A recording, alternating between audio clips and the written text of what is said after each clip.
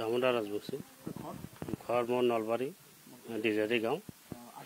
যে মই আজি যাব ওলাইছোঁ মই আহিছিলোঁ আপোনাৰ এমাহ ছুটি পিছত 1 মাহ মানে 30 দিনৰ ছুটি অহাৰ পিছত মোৰ 10 দিন 15 দিন গ'ল আৰু কালি মোৰ হঠাৎ ফোন আহিছে যে আমাৰ ভাৰত আৰু পাকিস্তানৰ যুদ্ধ আৰম্ভ হৈছে গতিকে মই যাব লাগে যেনেকৈ নহওক মোক 24 ঘণ্টা সময় দিছে তো এতিয়া মই যাবলৈ ওলাইছোঁ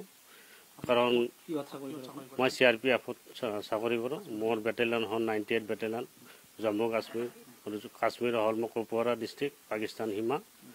এতিয়া মই ছুটি মানে কি শেষ হোৱাই নাই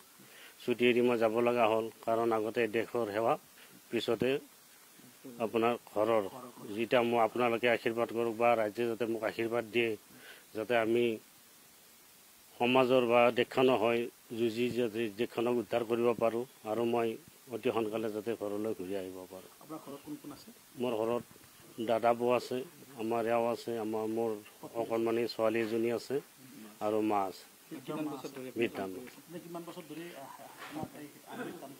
মোৰ আজি 21 বছৰ 2 মাহ চলি আছে বেয়াটো লাগিবই কাৰণ এতিয়া ধৰক আগে দেশ সেৱা কাৰণ দেশখন এনেকুৱা এটা অৱস্থাত আছে যিটোৰ কাৰণে আমাক মাতি পঠিয়াইছে কাৰণ আমি দেশৰ কাৰণে আমি চাকৰি কৰিছোঁ বা দেশখনে আমাক চলাই আছে গতিকে